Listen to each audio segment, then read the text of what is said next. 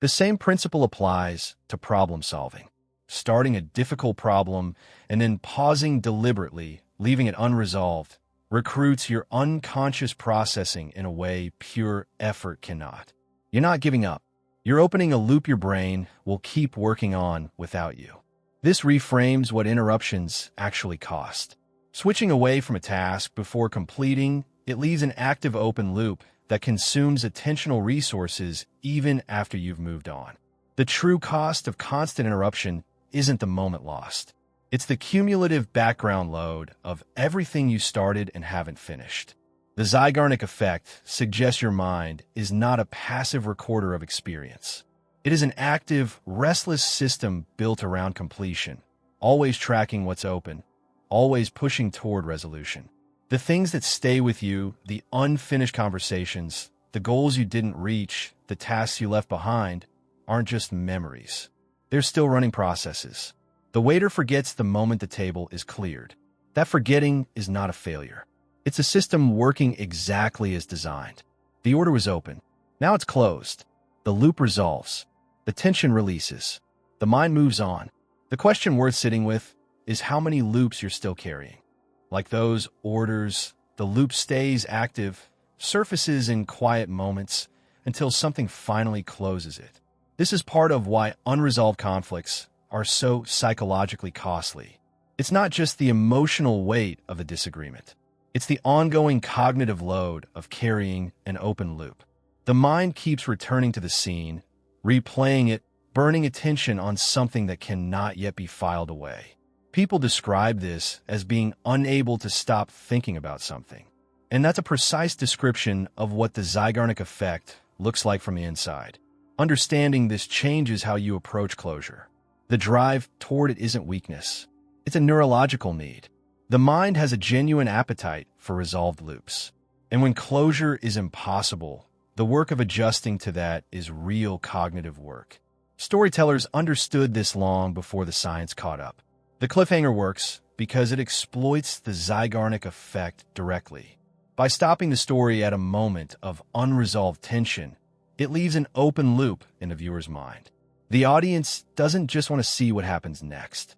They need to. The unresolved story functions like the waiter's undelivered order. It stays active. It pulls. The same mechanism underlies streaming platforms.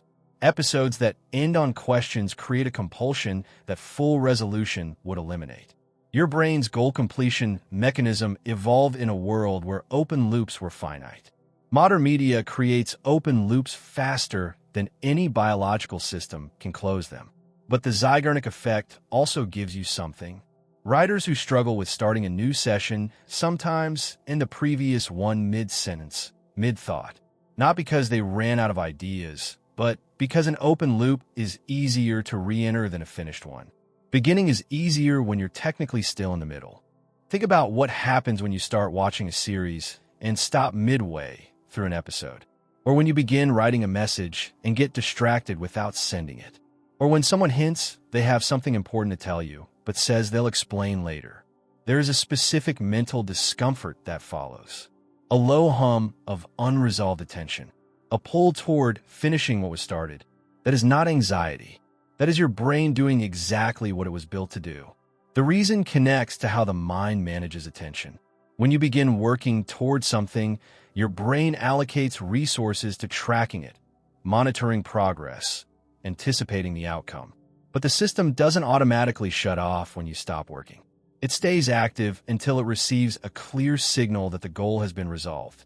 In the absence of that signal, it keeps running in the background, nudging your attention back toward the unfinished thing. Researchers found that incomplete goals continue to capture involuntary attention even when you're actively trying to focus elsewhere. This is why you can be in the middle of a conversation and suddenly think about that email you haven't replied to. The email isn't interrupting you. Your goal completion system is. It never logged off. This background processing also explains what researchers call unconscious incubation. When you step away from a problem, your brain doesn't step away with you. It keeps processing below conscious awareness. That's why creative breakthroughs so often happen in the shower, or while walking, or just before sleep.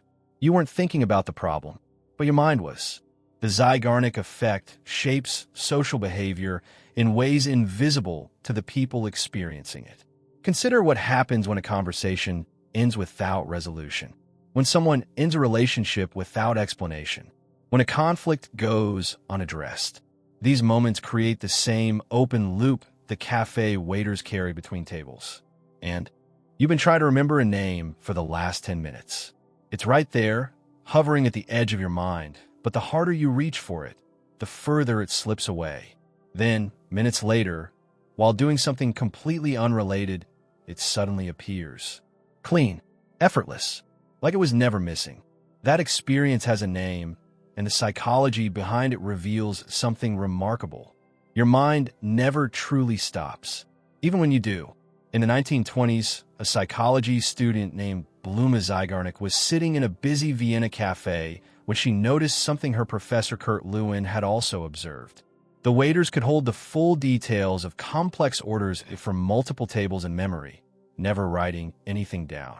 But the moment a table paid and left, those orders vanished completely. Not forgotten over time, gone immediately, as if deleted the instant they were no longer needed. Lewin suggested something fascinating. Maybe memory isn't just about storage. Maybe it's about tension. An order in progress creates an open loop in the mind, a pressure that keeps information active. The moment that loop closes, the pressure releases and the information loses its grip. Zeigarnik took this idea to the laboratory. She gave participants a series of tasks, solving puzzles, stringing beads, doing arithmetic. But she interrupted half before completion. Afterward, she asked them to recall everything they had worked on. The result was striking. Interrupted tasks were remembered nearly twice as well as ones people had actually finished. The implication was profound. Your brain doesn't treat completed and incomplete things the same way. Finished tasks get filed. Incomplete ones stay active, held open by mental tension that demands resolution. The mind has an almost compulsive relationship with open loops. It cannot simply let them go.